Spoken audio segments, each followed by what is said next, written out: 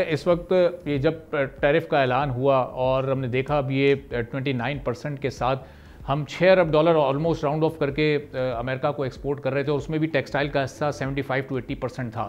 اب جن ممالک پر زیادہ ٹیرف لگے ہیں کیا ہم ان کو ریپلیس کر سکیں گے امریکہ میں, اس کو ہم کیپچر کر سکیں گے, اور یہ 29% ہمارے خاص طور پر ٹیکسٹائل کی ایکسپورٹ کو کتنا ڈیمیج کرے گا؟ جنید صاحب. بسم اللہ الرحمن الرحیم. جی آپ کا جو پریویو میں نے سنا اس میں آپ نے بہت اچھی طرح سے بریف کیا جس سینیریو کو.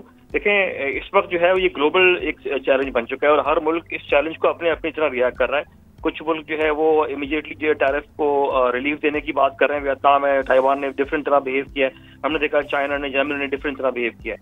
ہمارا پلس پوائنٹ یہ کہ ہم یو ایس کے ساتھ ایک ٹریڈ سرپلس میں ہیں اور اس کے اندر بھی میجورٹی ہماری جو ایکسپورٹ جیسے نے بتایا کہ 75 to 80% وہ ٹیکسٹائلز کی ہے.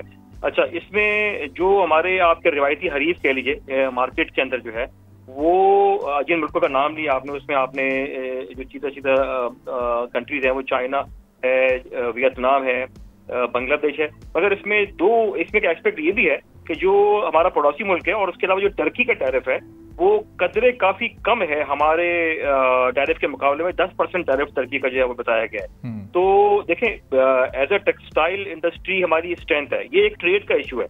ہمیں چاہیے کہ اس کو ہم ٹریڈ کی انیشیٹو سے ہی اس کو ہم ہینڈل کریں.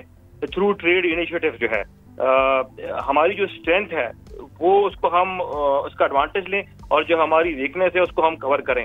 آج بھی ایک بڑی اہم میٹنگ ہوئی ہے M O C honourable minister of commerce Kamal Sahab نے وہ میٹنگ کال کی. اس میں انیشیٹو انہوں نے اس میں اسٹیک ہولڈرز کو آن بورڈ لیا, بڑے ایکٹیولی اس پہ کام کر رہے ہیں.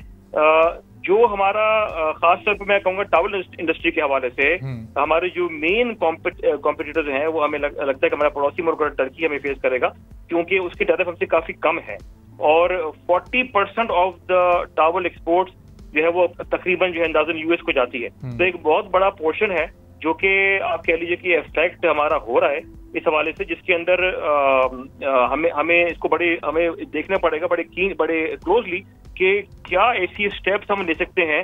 ایک تو پروپوزل ہیں جو ٹیرف کے لیے دی جا رہے ہیں, مختلف ایسوسیشنز کو دے رہی ہیں کہ کس طرح ٹیرف ہم ریشنلائز کر سکتے ہیں, ہم ان سے بینیفٹ لے سکتے ہیں.